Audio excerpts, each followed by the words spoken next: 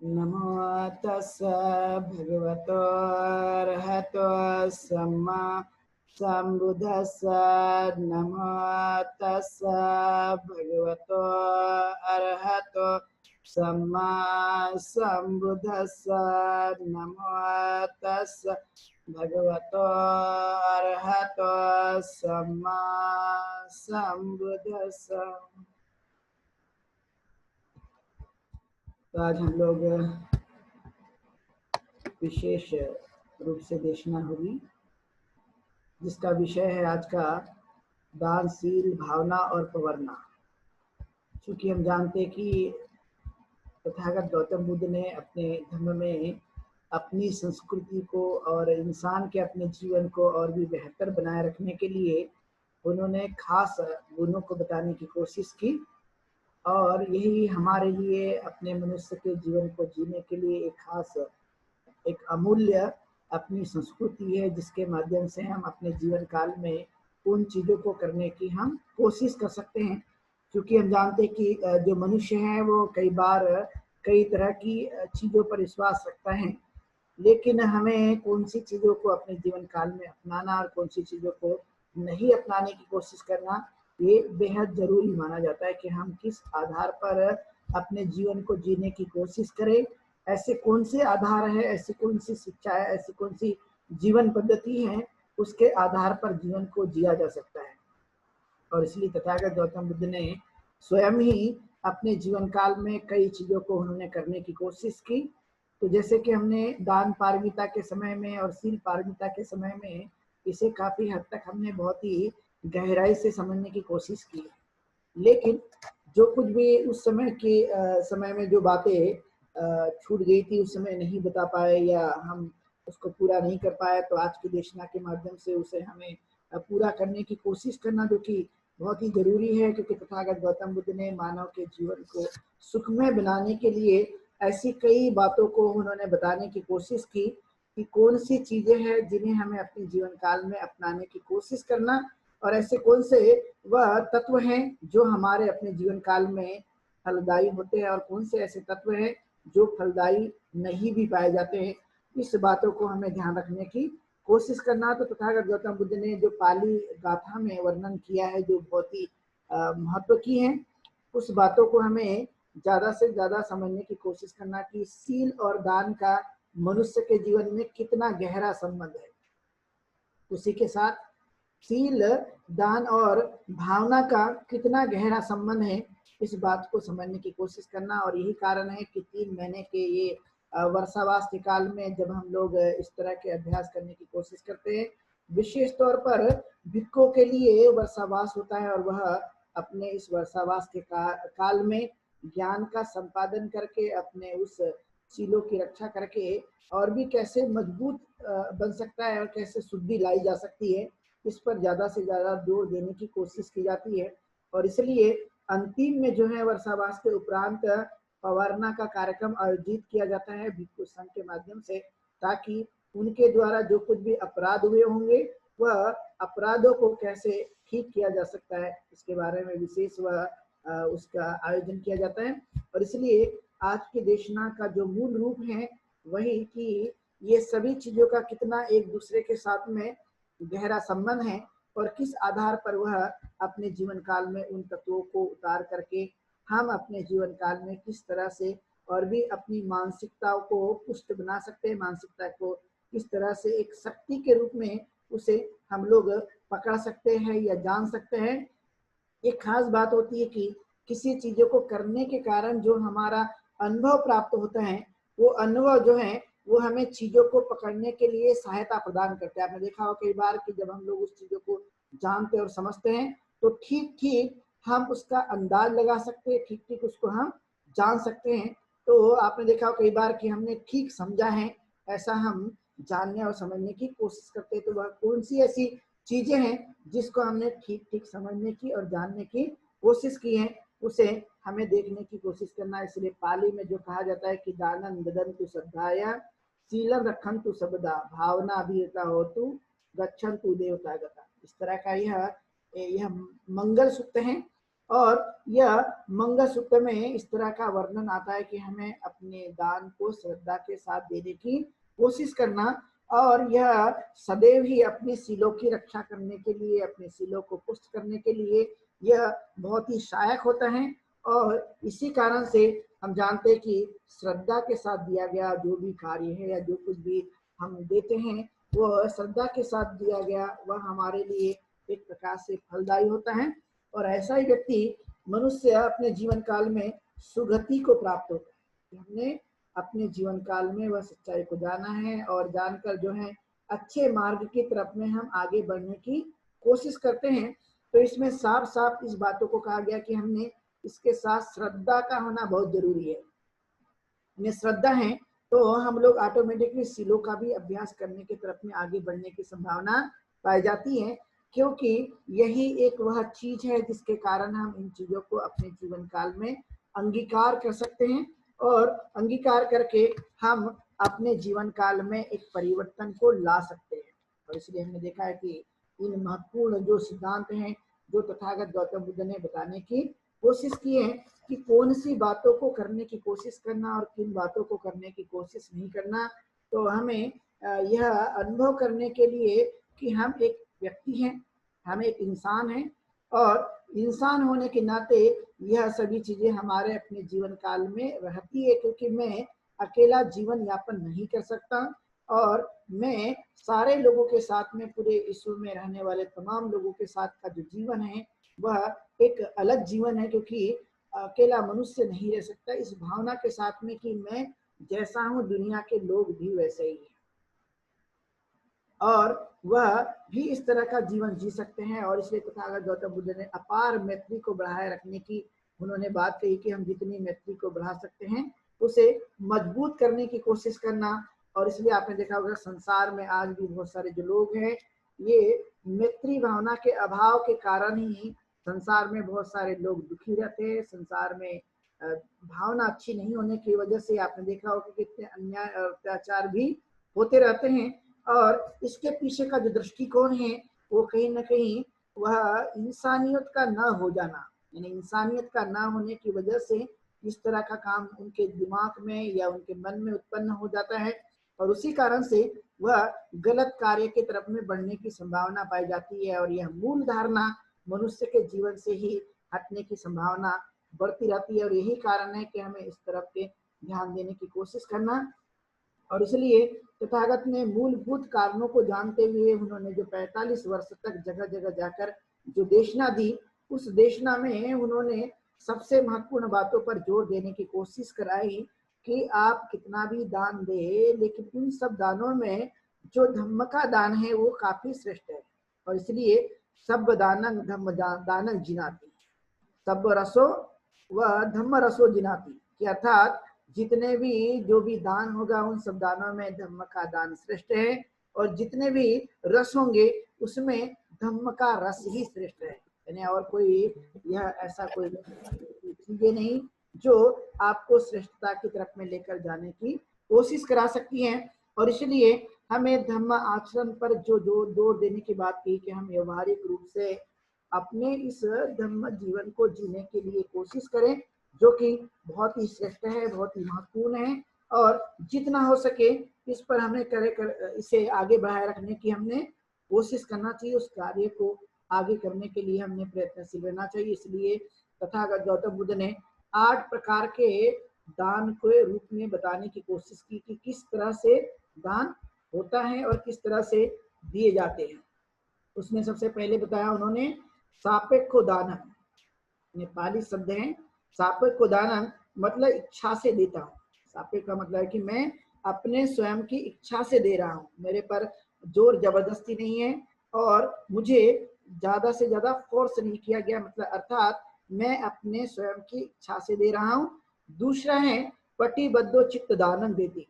अर्थात पटिबद्ध धारणा से मैं दान कर रहा हूँ, यानी पटिबद्ध यानी मैं एक प्रकार से इस धर्म मार्ग को जानता हूँ, मैं इसका उपासक उपासिका हूँ और उस आधार पर मैंने जीवन को जीने की कोशिश किया हूँ, अर्थात मैं इसके प्रति प्रतिबद्ध हूँ, तो प्रतिबद्ध भावना से दान को देता हूँ, इसलिए इसको पटिबद्धो चित्त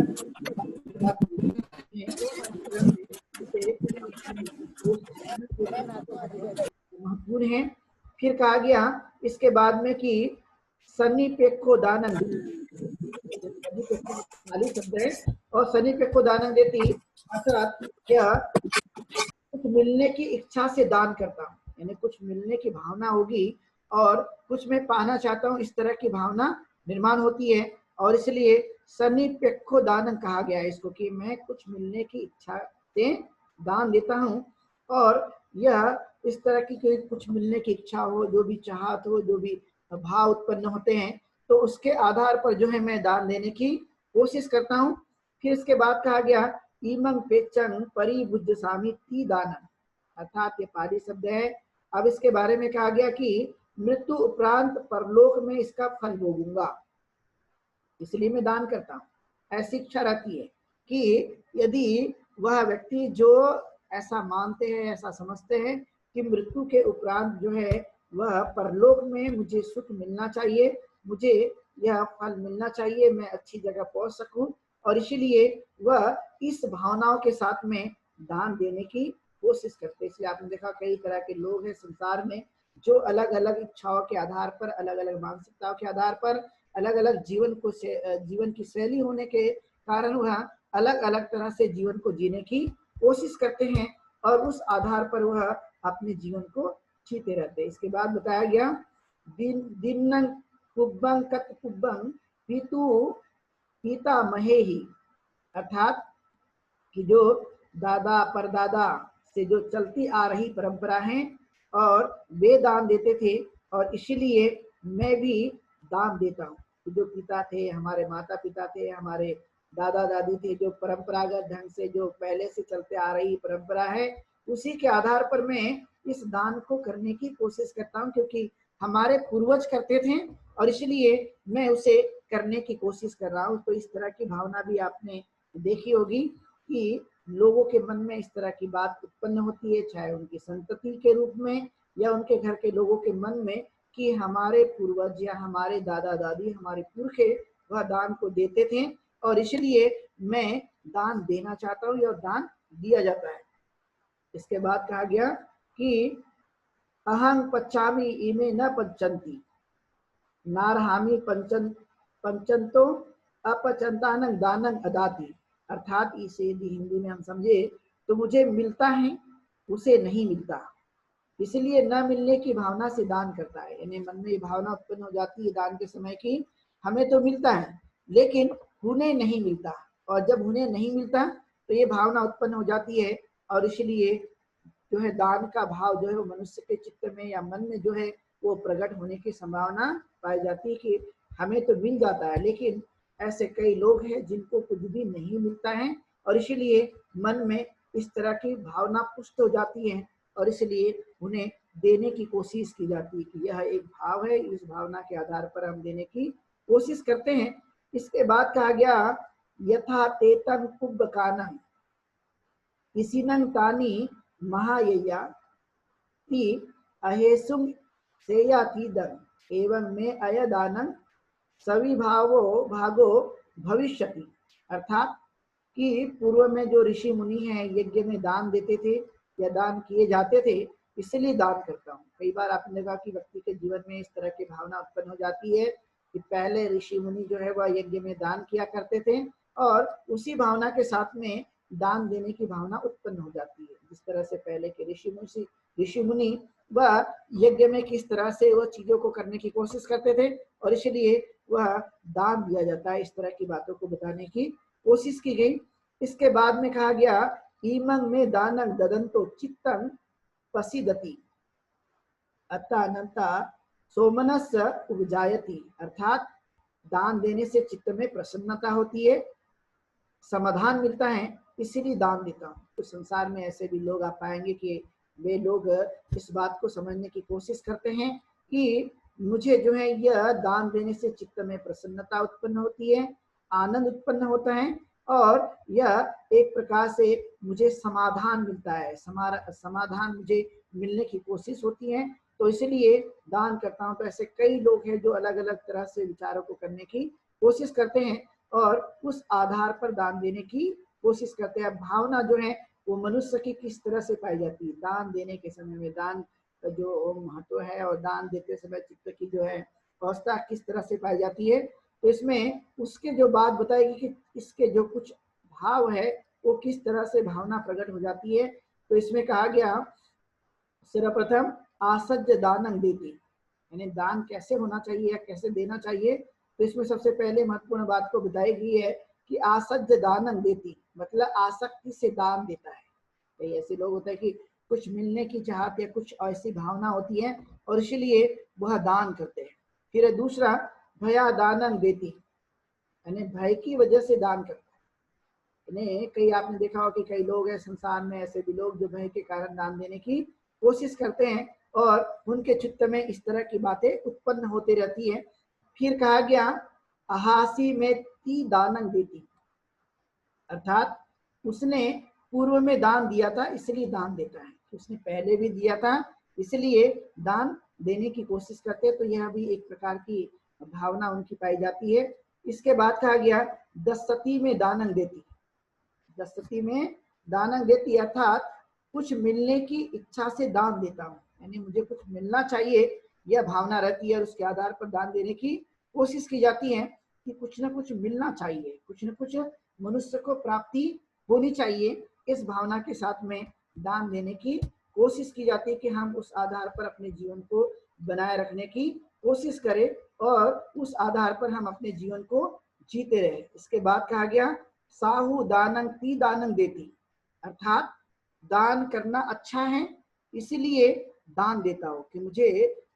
अच्छा लगता है, मैं अच्छे से जीवन जी पाऊँ और मेरे चित्त में अच्छी भावना उत्पन्न हो जाती है, दान करना अच्छा लगता है और इसलिए दान करता है। तो ये खास उसमें बताया गया है। फिर कहा गया अहं पच्चामि इमे न पच्चन्ति नारहामि पचंतो अपचताना दानं अदायु, अर्थात मुझे मिलता है उसे नहीं मिलता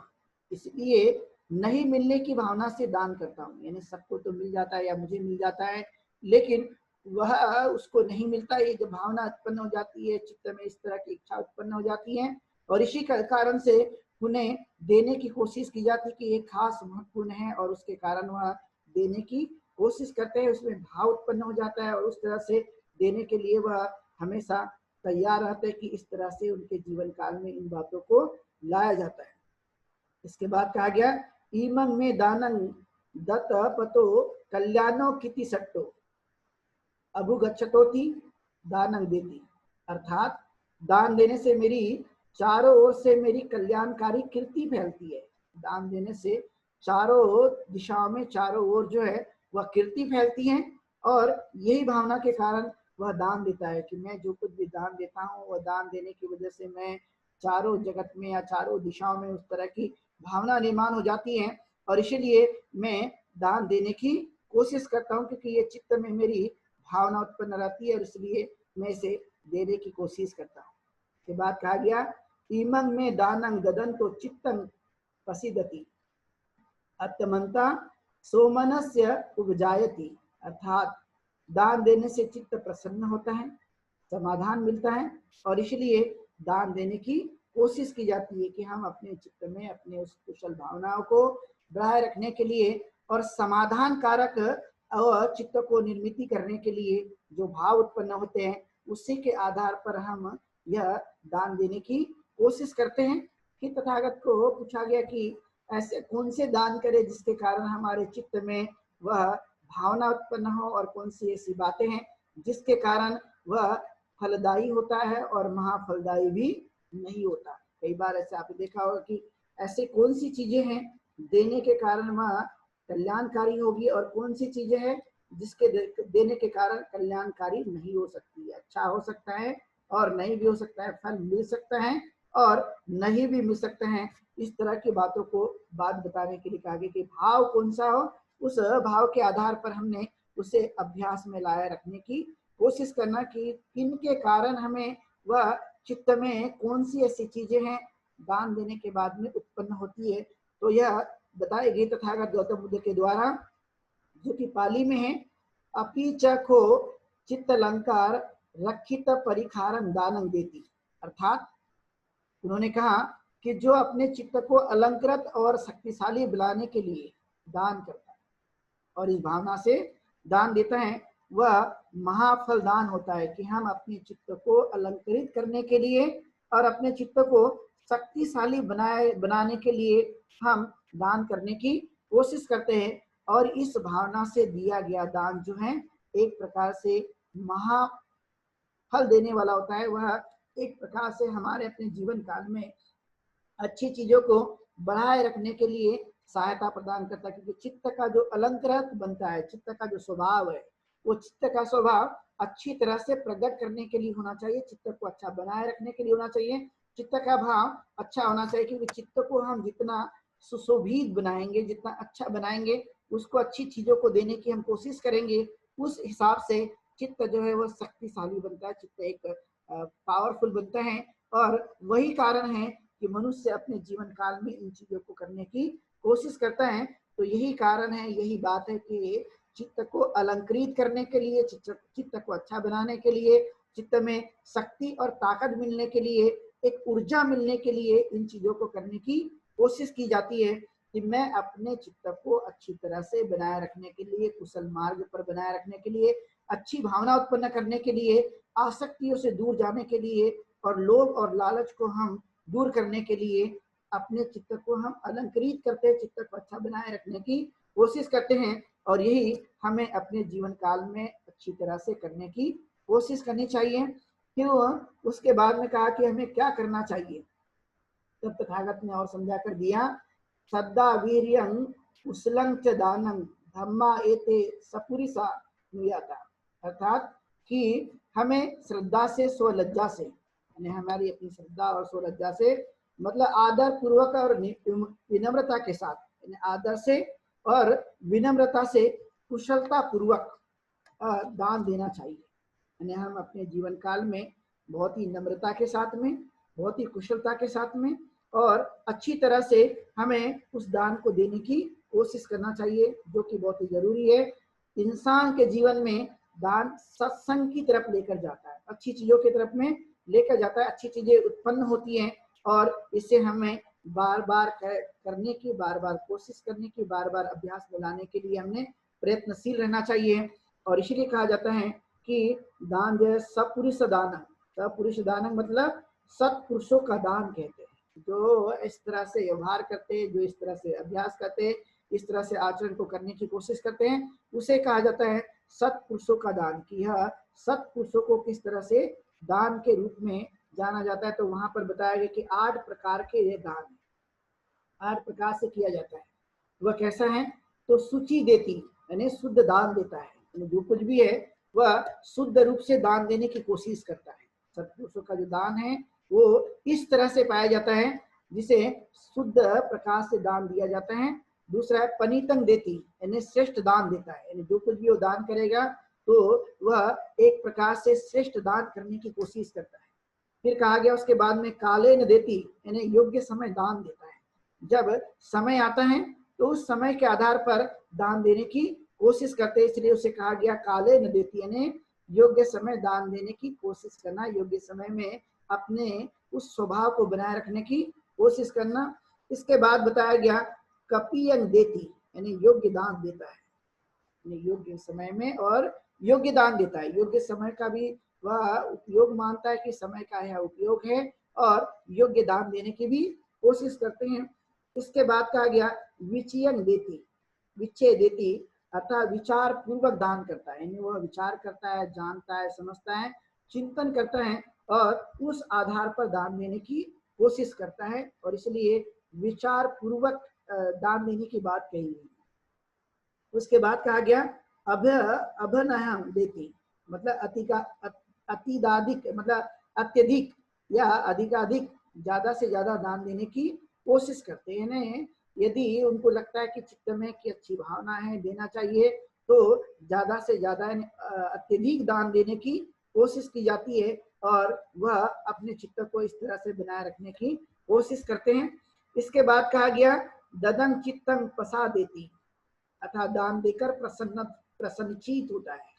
जब उसके चित्त में ये भाव जागता है कि दान देना चाहिए, तो दान देने के समय का जो कुछ भी भाव है वो बहुत ही प्रसन्न होकर, आनंदित होकर दान देने की कोशिश करते हैं। इसके बाद कहा गया दत्वा अत्तमना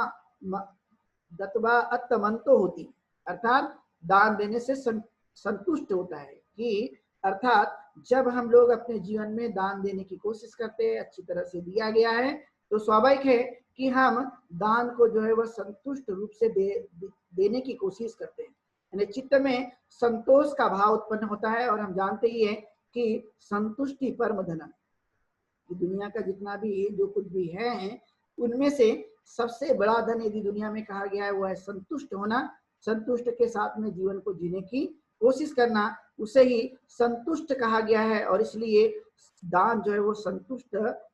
होने के लिए या संतुष्ट दान देने के समय में हमारा जो चित्त है उसके अंदर में संतोष का भाव पाया जाना चाहिए, संतोष के आधार पर जीवन जीने की शैली बनते रहना चाहिए। और यही एक मनुष्य के जीवन काल में खास बातें पाई जाती है जो हम अपने जीवन को इस ढंग से जीने की कोशिश करते हैं। और यही कारण है कि हम अपने जीवन काल में जो कुछ भी लोभ है उस लोभ से हम लोग धीरे धीरे दूर होने की संभावना पाई जाती है। और जब लोभ कम होता है तो हम जानते हैं कि धीरे धीरे मनुष्य के जीवन काल में तृष्णा भी कम होते जाती है और दान देने की मनुष्य के चित्त में एक आदत लग जाती है और नियमित रूप से वह इस अभ्यास को करने की कोशिश करते हैं कि चाहे कुछ भी हो जाए हमें इस तरह का जीवन को जीने की कोशिश करना। तो यही कारण है कि उनकी फिर प्रबल इच्छा बढ़ जाती है और प्रबल इच्छा बढ़ने की वजह से उस तरह का जीवन को जीने के लिए वह सदैव ही प्रयत्नशील रहते हैं और प्रयत्नशील रहकर वह अपने जीवन को सदैव ही जीवन को जीने की कोशिश करते हैं। और फिर कहा जाता है कि उनके अंदर में बेचैनी नहीं पाई जाती, यानी जिस तरह से कई बार आपने देखा हो कि बहुत बार मनुष्य जो है वो बेचैन हो जाता है, अलग अलग तरह से जीवन को जीने की कोशिश करते हैं, तो वह एक प्रकार से ठीक समझकर जानने की कोशिश करता है और इसलिए वह विनम्रता पूर्वक और आनंद के साथ में और प्रसन्नता के साथ में वह चीजों को करने की कोशिश करते हैं। और जब ये प्रसन्न होकर करने की कोशिश करता है तो वह व्यक्ति समाधानी होता है। और समाधानी जो है एक प्रकार से सकारात्मक मानसिकता को बढ़ाए रखने की कोशिश करते हैं कि हम कभी भी अपने चित्त में वह नकारात्मक भावनाओं को उत्पन्न नहीं करेंगे, बल्कि हम हमेशा सदैव ही सकारात्मक दृष्टिकोण को बढ़ाए रखने की कोशिश की जाती है। वह व्यक्ति जो सदैव ही सकारात्मकता की तरफ में आगे बढ़ाए रखने के लिए वह काम होता है। और इसी से जैसे कि हमने देखा कि चित्त जो है वह अलंकारित होता है, चित्त वह आभूषित होता है। मनुष्य का वह जितना रूप का सुंदरता नहीं बल्कि चित्त का सुंदरता होना ज्यादा महत्व का माना जाता है, क्योंकि हम अपने जीवन काल में मन को सुंदर बनाए रखने की कोशिश करना, यदि शारीरिक और मानसिकता हमारे पास में इस तरह से अलंकारित है तो यह हमारे अपने जीवन को मानसिकता के आधार पर यह एक प्रकार से सशक्तिकरण जिसे कहा जाता है, यानी हम अपने जीवन काल में वह एक सक्षम भावना को निर्माण कर सकते हैं। और सक्षम भावना को बनाए रखने के लिए तथागत गौतम बुद्ध ने मन की शुद्धि के लिए और मन को ही शक्तिशाली बनाए रखने के लिए उन्होंने ज्यादा से ज्यादा जोर देने के लिए कहा है। और यह एक हमारे लिए उत्कृष्ट ज्ञान है, उत्कृष्ट शिक्षा है, उत्कृष्ट जीवन पद्धति है। और इस आधार पर भी हमने जीवन को जीने के लिए हमें प्रयासरत रहना चाहिए, क्योंकि हम अपने जीवन काल में इन चीजों को करते करते हम कई चीजों को हटा देते जब हमें पता भी नहीं चलता कि हमने किन किन चीजों का त्याग कर दिया है और किन चीजों का हमने अपने जीवन काल में उसे उपयोग में लाया है, जिसके कारण हमें हमारे अपने जीवन काल में कुछ परिणाम को देखने के लिए हमें मिलते रहता है। और इसलिए हमें ये चीजों को करने की कोशिश करना। तो आपने देखा हो कि कई बार ये होता है कि देश में कई कार्य को किया जाता है और कई कार्य को करते करते आपने ये महसूस किया होगा कि लोग जो है बहुत बार चंदा देते हैं और उसको भी वे लोग दान के रूप में समझते हैं। कुछ कुछ गलतफहमियां लोगों के अंदर में पाई जाती है। अब ये हमें ये समझने की कोशिश करना, क्योंकि बहुत बार अक्सर ऐसा देखा जाता है भारत के अंदर में इस तरह की तीव्र पद्धति खासकर पाई जाती है। जैसे आपने देखा होगा कि कभी कभी लोग जो है वह ऐसी चीजों को भी करने के लिए अपने दान को या अपने पैसों को अपनी संपत्ति को लगाने की कोशिश करते हैं जिसका आउटपुट आने की कोई भी संभावना नहीं पाई जाती है। जैसे आपने देखा होगा कि भारत के अंदर में कई बार कई उत्सव को मनाए रखने के लिए या कुछ उत्सव को अच्छी तरह से उसे सफल बनाने के लिए लोग जो है बहुत सारा चंदा देते हैं, चंदा इकट्ठा करते हैं और उसका मानव के कल्याण के लिए कोई भी उपयोग नहीं होता। अक्सर आपने देखा होगा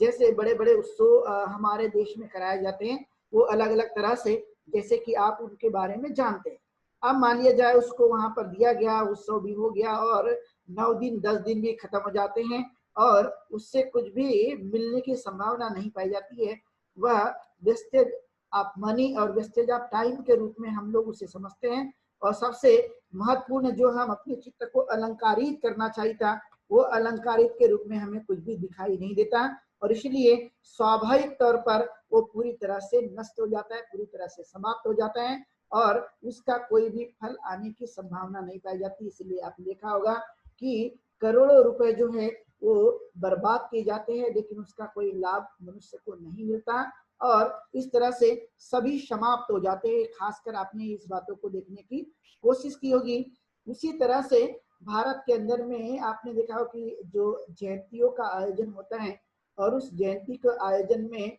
बहुत बार ये होता है कि लोग पैसे देते हैं, लोगों को पैसा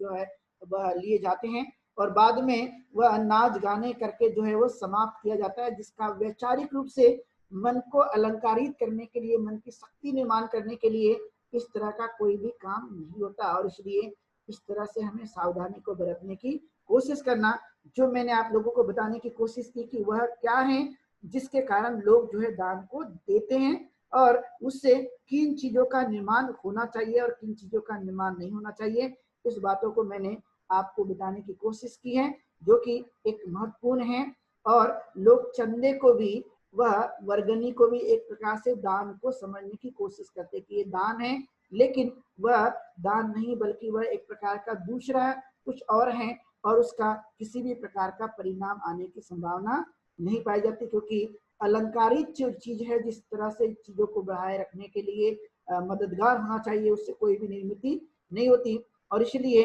एक प्रकार से कहा जाता है कि जो दान है एक प्रकार का गुप्त होता है। वह कहा जाता है कि एक हाथ से देने के बाद में दूसरे हाथ को भी पता नहीं चलना चाहिए, क्योंकि वह इस तरह का ही उसका स्वरूप माना जाता है और उस आधार पर वह स्वेच्छा से यानी इच्छा के आधार पर, अपनी स्वयं की इच्छा के आधार पर उत्पन्न हुई चीजों को हम लोग देने की कोशिश कर सकते हैं और वह एक प्रकार के हमारे अपने जीवन को अच्छी तरह से बनाए रखने के लिए वह काम आते हैं। और इसलिए आपने देखा होगा कि भिक्खु संघ को जो दान दिया जाता है वह एक प्रकार से, भिक्खु जो है मांगता है तो एक प्रकार की वह भीख है, लेकिन स्वेच्छा से दिया गया दान वह काफी महत्व का होता है। और इसलिए हमें इस मायने को या इस दान के इस जीवन पद्धति को हमें समझने की कोशिश करना कि किस आधार पर हमें उस चीजों को करने की कोशिश करना चाहिए और किस आधार पर नहीं करने की कोशिश करना चाहिए। क्योंकि आपने देखा कि हम जो कुछ भी करते हैं इससे मनुष्य के जीवन में कुशल चीजों को उत्पन्न मिलता है, कुशल चीजें उत्पन्न होती है जिसको हम यदि साधारण भाषा में समझे तो एक प्रकार का इससे पुण्य अर्जित होता है। हम जो कुशल करते हैं वह कुशल करने से ही पुण्य अर्जित होता है और पुण्य कारक चीजें जो है वो मन के अपने संस्कार को बढ़ाए रखने के लिए, मन को अच्छा रखने के लिए, चित्त की उस अलंकारिता को बढ़ाए रखने के लिए हमें काफी मदद मिलती है। काफी अच्छी तरह से हम जीवन को जीने के तरफ में आगे बढ़ते हैं, ये खास बात बताई जाती है। और इसलिए बौद्ध जीवन पद्धति में, बौद्ध संस्कार की इस पद्धति में खास महत्वपूर्ण चीजों को रखा गया है कि जो कि हम लोग अपने संघ के माध्यम से दान को देने की कोशिश करते कि जो भिक्खु भिक्खुनियों का संघ है उसके आधार पर हम लोग इन चीजों को करने की कोशिश करते हैं, क्योंकि वे धर्म का प्रचार और प्रसार करते लोगों के जीवन से अंधकार को मिटाने की कोशिश करते हैं और वे अपने जीवन में इस तरह से आचरण को जीते हुए आचरण देने की सलाह देते हैं कि हम इस तरह का पालन करेंगे, इस तरह का आचरण करेंगे और अपने जीवन को उत्कृष्ट बनाकर लोगों के जीवन का दुख को भी दूर करने की हम कोशिश करेंगे। एक खास बात को ध्यान में रखने की कोशिश की जाती है और इसलिए हमें इस उत्कृष्ट जो कुछ भी जीवन पद्धति है उसको हमने समझने की कोशिश करना, जो कि बहुत ही जरूरी है। इसलिए तथागत गौतम बुद्ध के समय में और उसके बाद भी इस बातों को कहने की कोशिश की है,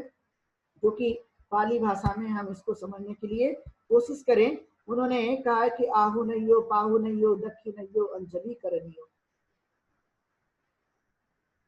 अनुतरंग पुयन केतन लोकसाती। अर्थात आपने समझा होगा कि तथागत गौतम बुद्ध के काल में इवन आज भी संघ को आमंत्रित किया जाता है, जिसे हम पाली में समझे कि उन्हें निमंत्रित किया गया है, उन्हें आमंत्रित किया गया और उस आधार पर ही जीवन को जीने के लिए उन्हें समझा गया और फिर उन्हें आमंत्रित करके उन्हें उनका स्वागत किया गया। उनके स्वागत के बाद में उनके उन सभी चीजों को एक प्रकार से अंजलिकरण करके, यानी बहुत ही श्रद्धा के साथ में उनका स्वागत होता है। और स्वागत करने के बाद में उनके अच्छी चीजों को देने की कोशिश की जाती है, जो खास महत्वपूर्ण रूप से हम लोग समझ सकते हैं कि यह बातें प्राचीन काल से चलते आ रही है। और इसलिए संघ को दान देना यह उत्तम दान समझा था कि जो कुछ भी है वह संघ का एक महत्व है, क्योंकि वे धर्म का प्रचार प्रसार करते, धर्म के जीवन को लोगों के सामने प्रकट करने की कोशिश करते हैं। और यही खास बात देखी जाती है कि वह उत्तम है और वह पुण्य का खेत है। पुण्य के खेत को हमें बार बार अपने जीवन काल में उतारने की कोशिश करना। इसलिए से कहा गया पुण्यन खेतन लोकसाती, कि जितने भी दान होंगे उन सभी में पुण्यदायी को यदि फसल होगी तो वह एक प्रकार से संघ को देने वाला दान या उत्तम दान, जो हम अपने माध्यम से पुण्य को अर्जित करने की कोशिश करते हैं, यही एक खास बात मानी जाती है, जिसको हम अपने जीवन काल में अमल में लाने की कोशिश करना, ये खास महत्वपूर्ण बात है। ये नैतिकता और जीवन पद्धति, इसे हमें समझने की कोशिश करना। तो अभी हम लोग की देशना जारी रहेगी, लेकिन हम लोग लेंगे एक छोटा सा ब्रेक और ब्रेक के बाद हम लोग पुनः मिलते हैं।